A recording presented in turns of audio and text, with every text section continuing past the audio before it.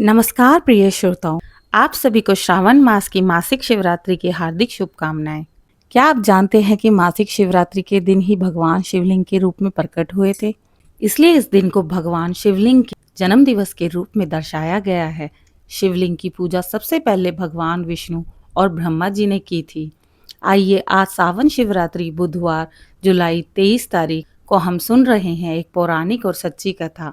उससे पहले हम जानते हैं आज के पंचांग को। शिवरात्रि पूजन मध्य रात्रि के समय किया जाता है। मध्य रात्रि को निशीता काल कहते हैं। जुलाई 24 तारीख को निशीता काल का पूजा समय तड़के 12:07 से 12:48 तक का है। 24 जुलाई को शिवरात्रि का पारण समय 5:38 है। 23 तारीख को 23 जुलाई बुधवार के दिन रात्रि के समय प्रथम पहर पूजा समय 7:17 से 9:53 का है। 23 जुलाई रात्रि द्वितीय पूजा पहर 9:53 से अगले दिन तड़के 24 जुलाई को 12:28 पर रहेगा। रात्रि तृतीय पहर पूजा समय 24 जुलाई के तड़के 12:28 से 3:03 तक का है। 24 जुलाई को रात्रि चतुर्थ पहर पूजा समय 3:03 से 5:38 तक का है। इस प्रकार जुलाई 23 तारीख बुधवार के दिन चतुर्दशी तिथि का प्रारंभ 4:39 पर होगा।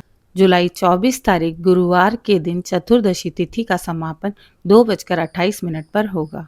आइए श्रोताओं, आगे सुनते हैं मासिक शिवरात्रि से जुड़ी हुई प्रचलित कथा। इस धार्मिक कथा में मेरे साथ अंत तक जुड़े रहें और शिव कृपा ग्रहण करें। हिंदू पौराणिक कथा के अनुसार चित्रभानु नामक एक शिकारी था। जानवरों की हत्या करके वह अपने परिवार का पेट पाला करता था। वह एक साहूकार का कर्जदार हो गया, परंतु साहूकार का कर्ज ना चुकाने के कारण साहूकार ने उसे शिव मठ में बंदी बना लिया। संयोग से उस दिन मासिक शिवरात्रि थी। शिकारी ध्यान मगन होकर शिव संबंधी धार्मिक बातें सुनता रहता। चतुर्दशी को उसने शिवरात्रि व्रत की कथा भी सुनी। शाम होते ही साहूकार ने उसे अपने पास बुलाया और ऋण चुकाने के विषय में बात की। शिकारी अगले दिन सारा ऋण लौटा देगा कहकर वहां से बंधन मुक्त हो गया। अपनी दिनचर्या की भती वह जंगल में शिकार करने निकल गया, लेकिन दिन भर बंदी गृह में रहने के कारण उसे भूख प्यास लगने लगी। शिकारी खोजता हुआ बहुत दूर निकल पड़ा। जब अंधकार हो गया था, उसने विचार किया कि रात जंगल में ही बितानी पड़ेगी। शिकारी जंगल में एक तालाब के किनारे एक बेल के पेड़ पर चढ़कर रात बिताने का इंतजार करने लगा। बिल वृक्ष के नीचे शिवलिंग था, जो बिल पत्रों से ढका हुआ था। शिकारी को उसका पता ना था। पड़ाव बनाते समय उसने जो टहनियां तोड़ी वह संयोग से शिवलिंग पर गिरती चली गई। इस पर दिन भर भूखे प्यासे शिकारी का व्रत भी हो गया और शिवलिंग पर बिल्व पत्र भी चढ़ गए। एक रात्रि पहर बीत जाने पर वहां एक गर्भिणी हिरन तालाब पर पानी पीने पहुंची। शिकारी ने धनुष पर तीर चढ़ाकर ज्यों ही प्रत्यंचा खींची। हिरनी बोली, मैं गर्भिणी हूँ, शीघ्र ही प्रसव करूंगी। तुम एक साथ दो जीवों की हत्या करोगे, जो ठीक नहीं है। मैं बच्चे को जन्म देकर शीघ्र ही तुम्हारे पास आ जाऊंगी, तब तुम मुझे मार देना। शिकारी ने प्रत्यंचा ढीली कर दी और हिरनी जंगली झाड़ियों में लुप्त हो गई। धनुष की प्रत्यंचा चढ़ाने तथा ढीली करने के वक्त कुछ बिल्व पत्र अनायास ही टूटकर शिवलिंग पर गिर गए।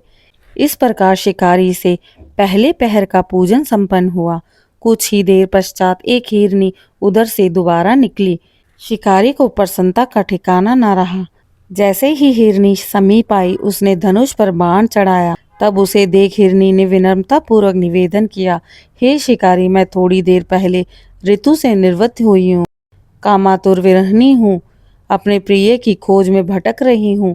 मैं अपने पति से मिलकर शीघ्र ही तुम्हारे पास वापस आ जाऊंगी। शिकारी, तुम मुझे तब शिकार कर लेना।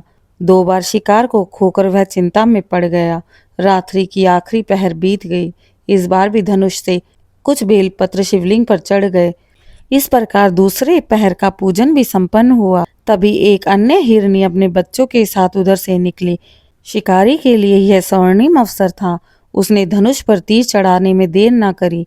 वह तीर छोड़ने ही वाला था कि हिरनी बोली, हे शिकारी, मैं इन बच्चों को उनके पिता के हवाले कर कर लौट आऊंगी। उस समय तुम मुझे मार लेना। शिकारी हंसा और बोला, सामने आए शिकार को कैसे छोड़ दूं? मैं ऐसा मूर्ख नहीं, इससे पहले 2 बार मैं शिकार खो चुका हूँ। मेरे बच्चे भूख के प्यासे व्यर्थ हो रहे हैं। हिरनी बोली, जैसे तुम्हारे बच्चों को तुम्हारी ममता सता रही है, ठीक वैसे ही मुझे भी। हे शिकारी, मेरा विश्वास करो, मैं इन्हें उनके पिता के पास छोड़कर तुरंत लौटने की प्रतिज्ञा करती हूँ। हिरनी का दुख भरा स्वर सुनकर शिकारी को उस पर दया आ गई। उसने मिर्गी को जाने दिया। शिकार ना पाने के अभाव पर भूख प्यास से व्याकुल शिकारी अनजाने में बेल वृक्ष पर बैठा बेल पत्र तोड़ तोड़ कर नीचे फेंकता रहा। जैसे ही सुबह हुई, एक हुष्ट पुष्ट मिर्ग उसने रास्ते पर देखा।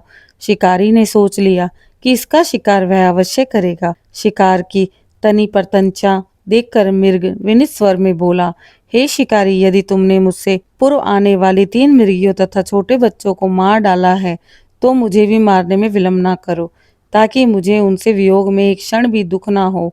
मैं उन हिरनियों का पति हूँ।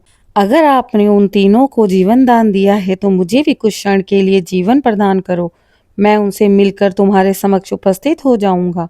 मिर्ग की बात सुनते ही शिकारी के सामने पूरी रात का घटना चक्र घूम गया। उसने सारी कथा मिर्ग को सुना दी।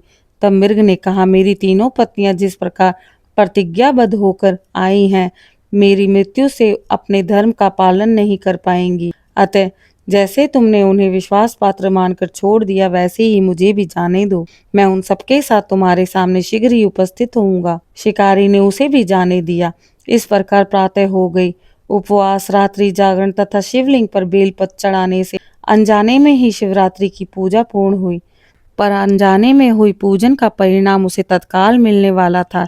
शिकारी का हिंसक हृदय निर्मल हो गया। उसमें भगवत शक्ति का वास हुआ। थोड़ी ही देर में मिर्ग सपरिवार शिकारी के समक्ष उपस्थित हो गया ताकि वह उनका शिकार कर सके।